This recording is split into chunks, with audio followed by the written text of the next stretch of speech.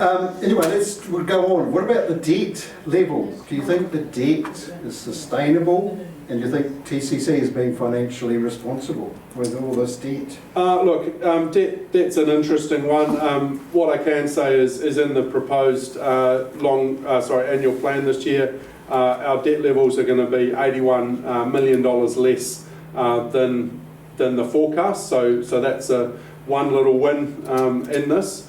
Debt is not good when you're having to pay for your everyday expenses. But debt is a necessary, when you're funding infrastructure, because you spread the cost of that asset over the life of the asset, so those that use it pay for it. That's sensible. Yeah. The commissioners especially, they were poking away operating costs as debt. They were being a bit naughty. Yeah, and that's why I say things changed. I'm an accountant. I'm pretty tight, to be honest. And should we ask Julia? Yeah, she'll give us if we get her on her own, we'll corner her in the room and we'll get the honest answer. Yeah. Well, she doesn't like it because I question her spending too. Does she question yours? Well, I don't have time to spend at the moment. But look, when we came in, we inherited a pretty tough financial situation. We were pretty unimpressed with some of the behaviour, I guess, and some of the ways that things were accounted for. One of the challenges we've faced this year is, when we came in, we weren't balancing the budget, which means we weren't paying for, our operating costs with the revenue. Sticking it on debt. We had, and you still got that little tricky one, which is operating expenses of a capital nature. Yeah. So we saw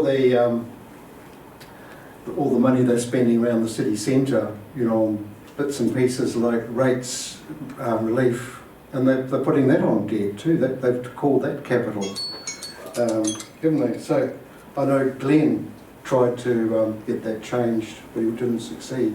But there's a lot of, should we say, unusual accounting in there, isn't there? Yeah, look, local government, and that's one of the directives, I guess.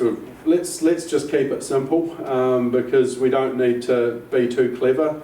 One of the things with the long-term plan, they were about $12 million short, and so they parked that in salaries. And as a $12 million saving, which they only realised $4 million of. So we couldn't quite account for how we were cutting a whole lot of staff, yet the salaries weren't going anywhere. Didn't the accountant explain it to you? Well, we didn't realise there was an $8 million. But he should have owned up. He should have owned up. They did own up in the end when when you were sort of thinking, why is nothing happening? Yeah. So that just again to put with all those changes that we made, just to get back to the 12.5% rates rise, we had to find a $29 million saving. And so that's what we have. We've banked that $29 million. What we've tried to do is try to find another $7 million to get down to that 10%. So pretty confident we can get that now, but obviously we've got a whole lot of things to look at in deliberations. If we can do that, just again put it in context, we have about $350 million of discretionary spending. That's salaries and consultants and the things that we can influence on a daily or yearly basis. So if we can save at 36 million, that's about 11% of our controllable spending. I think that's a pretty good result for 9 months in the job. But it's certainly a good start. Yeah, the exciting thing was actually a lot more opportunity. And to put that in context again, we can do that without changing our level of service. Well, that's right. If you're more efficient. Well, I mean, you made the comment about saving all that money on the aquatic centre. That's all the way through your procurement system. So you could be saving millions and millions of dollars by sorting out procurement. It's a very top-heavy. They've got a very funny lead contractor system. When I was an engineer, I look at it like, what on earth are they doing? So that's another way. We're talking about capital expense, and it is very sensible to put capital on debt. and then pay it, and then you should pay it off, of course, not just leave it sitting there. But you can also get cost savings on what you spend on capital. So is that something you're looking at?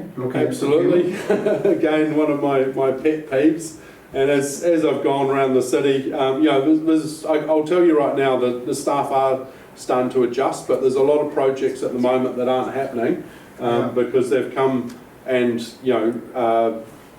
one project I opened and I just asked for the numbers, and straight away the staff said to me, "You're not going to like the numbers." And I saw the numbers and they were right. I did not like the numbers. And this is where we're getting to. So now again, this is what we're trying to do internally around that procurement is have some hard benchmarks. So those are set.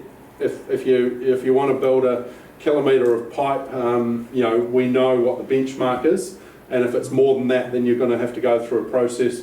If you want to build a building, this is the benchmark price. If you want to go over that, you're going to have to come and get permission.